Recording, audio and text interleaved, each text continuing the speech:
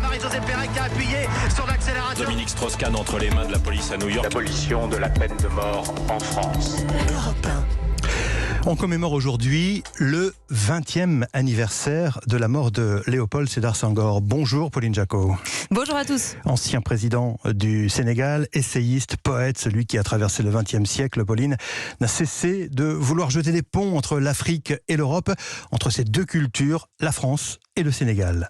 Léopold Sédar Senghor, Sédar, ce qui veut dire dans sa langue natale le sérère, celui qu'on ne peut humilier. Un prêtre normand lui apprend les rudiments de grec, de latin, de wolof et de français. Il a 7 ans, à des milliers de kilomètres du pays sérère au Sénégal, qu'est Conty, à Paris, 77 ans plus tard.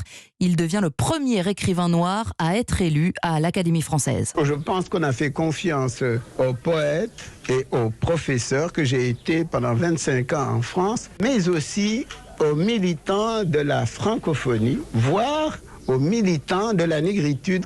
Je pense que nous allons introduire le mot de négritude.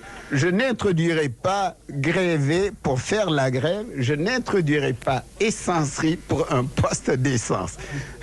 Léopold Sédar Senghor est l'héritier des plus grands auteurs de la littérature française. Il l'est aussi des griots sénégalais, de leur culture orale. Dans ses poèmes, il évoque les traditions africaines, normandes d'adoption. Dans ses rêves, il compare les côtes françaises aux côtes sénégalaises. En 1931, il rencontre Aimé Césaire. Naît alors une amitié très forte.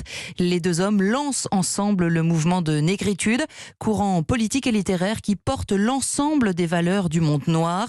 Elles sont mises à l'honneur dans le discours de Senghor lors du premier festival des arts nègres à Dakar en 66. Vous aurez participé à l'élaboration d'un nouvel humanisme qui comprendra cette fois la totalité des hommes sur la totalité de notre planète Terre. Alors on l'entend, Pauline, Léopold Sédar Senghor veut œuvrer à l'universalité et à la fraternité entre les peuples.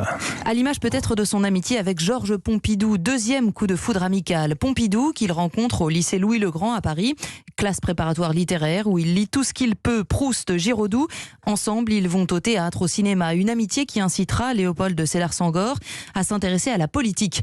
Député, puis premier président du Sénégal en 1960 après l'indépendance. 11 ans plus tard, il reçoit son ami Pompidou, lui aussi président. Le président Senghor, humaniste de la négritude, comme l'appelait Georges Pompidou il y a des dizaines d'années, ne cache pas son émotion de retrouver un ami. Je suis heureux d'accueillir dans mon pays un vieux camarade de lycée et un ami. Celui qui était surnommé avec tendresse par sa mère, le Babtou, le Toubab, le Blanc, deviendra donc le premier écrivain, académicien noir, le premier président du Sénégal. Il sera aussi le premier président africain à démissionner de son propre chef.